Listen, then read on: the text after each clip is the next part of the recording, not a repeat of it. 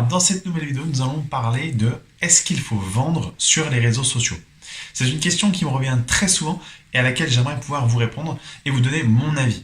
Alors, la première question que je viens de vous poser, c'est est-ce que vous allez sur les réseaux sociaux, donc on va parler de Facebook, on va parler d'Instagram, on va parler de YouTube, Snapchat, mais on va essayer de se focaliser sur Facebook. Est-ce que vous, quand vous allez sur Facebook, vous vous dites, je vais acheter? Non. Quand vous allez sur Facebook, en général, on ne va pas acheter, on va pour se divertir. Alors bien entendu, les gens qui vont faire des recherches sur Google pour un produit en particulier qu'ils veulent acheter, ce sont les mêmes qu'on retrouve sur Facebook. Mais l'intention n'est pas la même. Quand on va sur Facebook, vous comme moi, on peut aller se divertir, aller liker, commenter la publication de vos amis, de votre famille, mais on ne va pas forcément aller avoir l'instinct d'aller acheter quelque chose. L'achat se fait dans la publicité que vous allez voir et surtout dans l'intention qui est donnée derrière avec la page de vente, etc. Ça, c'est un autre débat. Si vous voulez vendre sur les réseaux sociaux, je vous explique une petite chose que je vois régulièrement et que je trouve qui est une belle erreur, c'est que on va parler de profil personnel, donc votre compte Facebook perso et une page Facebook pro. Sur le compte Facebook personnel, bien souvent, je vois des gens qui mettent beaucoup de publications de produits qu'ils vendent. Ils mettent même que ça. Au final, ça en devient chiant, lassant, et on ne veut plus les suivre, ces gens-là. Parce qu'une première publication, une deuxième, ça va, ça passe, une troisième. Mais quand on est publié régulièrement tous les jours, cette personne-là, elle vous balance plein de pubs sur ses produits qu'elle vend, ou son produit, ça en devient pénible. Et du coup, amis, famille et autres, on n'a plus envie de suivre cette personne, ou on fait moins attention à ses posts. Eh bien, c'est ce qui se produit sur Facebook. Donc, faites pas cette erreur-là. Pareil pour une page Facebook Pro. Une page Facebook Pro, vous allez pouvoir donc publier au travers de votre site internet ou de votre e-commerce par exemple, vous allez pouvoir communiquer sur cette page, mais n'allez pas poster régulièrement vos produits à vendre ou vos promotions, etc. Ne postez pas que ça. Pour deux choses. La première, c'est que Facebook possède un reach très faible. Qu'est-ce qu'un reach? C'est quand vous publiez sur Facebook, admettons que vous avez 100 personnes, 100 fans de votre page, sur les 100 fans, vous avez 10 à 15% de personnes qui voient votre publication. Donc du coup, tout le monde ne va pas voir la publication. Le peu de gens qui vont voir la publication, ils vont voir que c'est une promotion ou que c'est un produit à vendre. Une fois, deux fois, trois fois, encore une fois, c'est pareil. C'est bien, mais au bout d'un moment, ils vont être lassés. S'ils sont sur votre page Facebook, c'est pour aussi se divertir, apprendre des choses et voir éventuellement ce que vous vendez. Mais ils ne sont pas là pour recevoir des promotions ou des pubs tout le temps, constamment. Facebook n'est pas là pour ça. Donc, quand vous publiez quelque chose sur une page pro, vous avez un reach qui est très faible. Ce qui fait que Facebook va vous demander de payer si vous voulez faire de la publicité pour diffuser auprès de toute votre audience. Logique, Facebook gagne de l'argent en vous incitant à payer.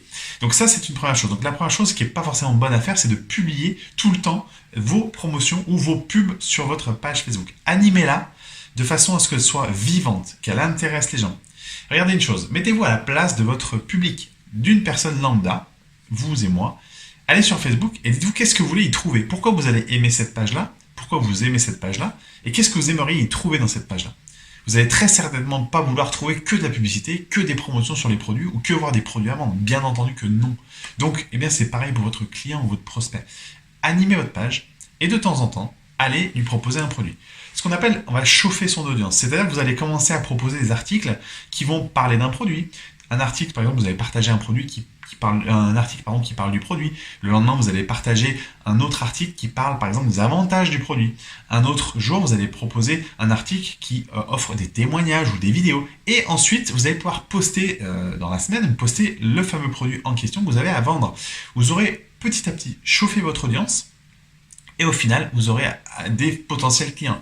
Alors vous allez me dire, oui, mais le reach, il est très faible, donc du coup, les posts que je vais faire dans la semaine, les gens, c'est pas les mêmes qui vont les voir. Effectivement, mais si une personne tombe sur un article que vous avez publié et qui est intéressant, elle va essayer de s'informer. Et si l'article publié est intéressant et surtout vous l'avez bien fait en disant, par exemple, j'ai mis cet article aujourd'hui, lisez-le, et demain ou après-demain, je vous apporte un autre article qui va être complémentaire.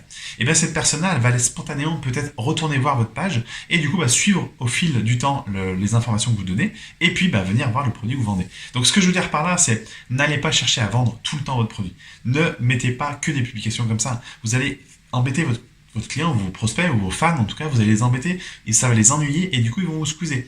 Dites-vous qu'un prospect, ou en tout cas un fan, aime plusieurs centaines de pages. Qu'est-ce qui fait que ce client-là va aller vous voir, va aller s'informer auprès de votre communauté, votre page, des nouveautés? Qu'est-ce qui va faire qu'il va être intéressant? Donc réfléchissez à ça. Pour revenir sur le profil perso, ne vendez pas tout le temps. Vous allez encore une fois saouler les gens. informez-les, donnez-leur des témoignages, donnez-leur par exemple des avantages à votre produit, faites plein de choses qui va informer sur le produit et de temps en temps proposez vos produits. Donc tout ça pour vous dire que vendre sur les réseaux sociaux, ça peut être bien, mais il faut prendre ça avec des pincettes. Il faut faire ça bien et correctement et proprement. En fait, si vous regardez bien, c'est une logique. La logique de vendre quelque chose, mais en le faisant correctement.